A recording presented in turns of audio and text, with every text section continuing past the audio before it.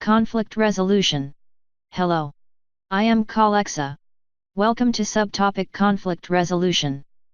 The term conflict is used to refer to a situation in which people or groups are involved in serious disagreements, or disputes. Prolonged conflict may occasionally lead to violence. Conflict resolution therefore refers to the process of settling a dispute when it occurs.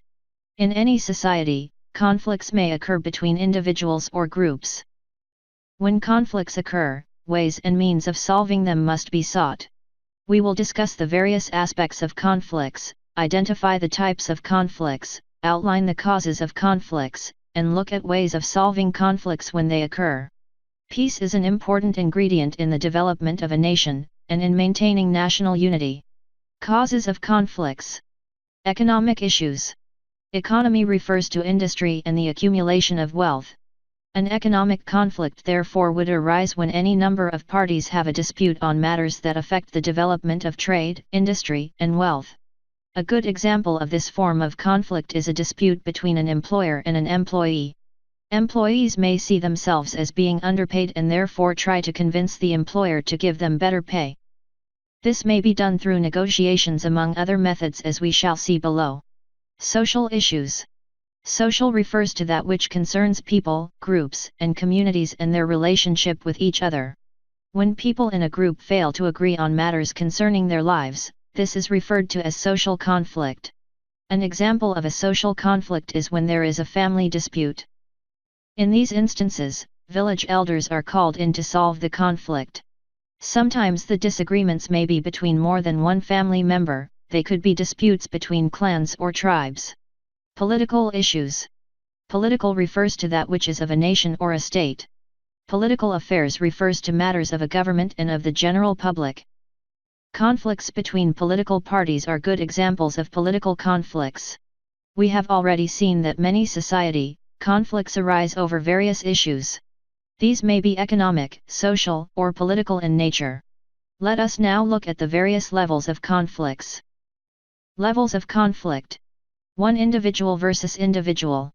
Two people may disagree for a variety of reasons. They may differ for political, social, or economic reasons. 2. Group versus group conflict. This is a conflict which involves one group against another. The reasons for this kind of conflict range from political, economic, to social. 3. Individual versus state conflict. An individual may have a conflict with the state. In most cases this type of conflict is political, e.g. where an individual feels that their rights are being violated by the state. 4. Group versus state. A conflict may occur between a group and the state.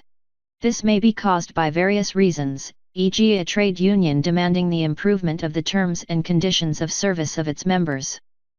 The standoff between the government and the Kenya National Union of Teachers, NUT, that culminated into a countrywide strike in 1997 and in 2002, is a case in point. 5. State versus state. This is a type of conflict where a state is in disagreement with another state. This may be caused by boundary claims, as happened in the 1970s when President Amin Dada of Uganda claimed that parts of Kenya belonged to Uganda. This caused serious conflict which almost turned violent. Peaceful methods of conflict resolution. In societies where there is a democratic system of government, there are peaceful methods of resolving conflicts. When conflicts erupt, peaceful resolution must be pursued. We will now look at some methods of conflict resolution. It is important to note that these methods can be used at all levels of conflict. A. Negotiation. The term negotiation refers to discussions between people who are trying to reach an agreement over a dispute. Negotiation in solving conflicts takes on 3 important steps: finding out the facts, discussion, and agreement. The 3 are necessary if a solution to the conflict is to be found. 1. Fact-finding. Negotiation begins with finding out all the facts about the conflict that is going to be solved. It is important to understand the items that the parties in a conflict care about most. As the interests of the parties are looked at, the laws or guidelines that will be in operation are also addressed in preparation for the next stage. 2. Discussion. Here, a friendly environment must be cultivated during the discussion and possible solutions worked out. It should be a give-and-take situation. 3. Reaching an agreement. Each party must show willingness to compromise for any negotiation to succeed. The points of agreement reached should be fair to both parties and they should both feel they have benefited from the process.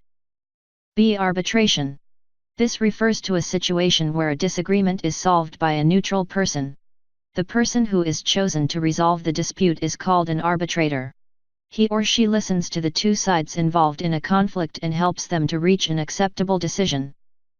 Procedure to follow when arbitrating. A. Both sides involved in the conflict should be ready to present their case as they know it.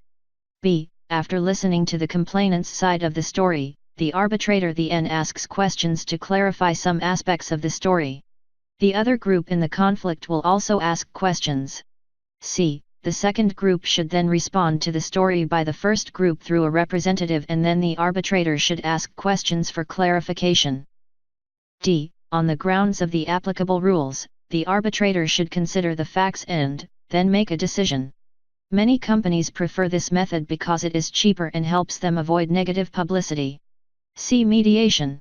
Mediation refers to a situation where a person who is not involved in a dispute tries to help two conflicting groups or individuals reach an amicable agreement. They do this by talking to them with a view to helping them reach some sort of settlement. The parties involved must be willing to listen and come up with good ideas that can help them settle the disagreement. There is need to focus on the way forward and avoid blaming each other.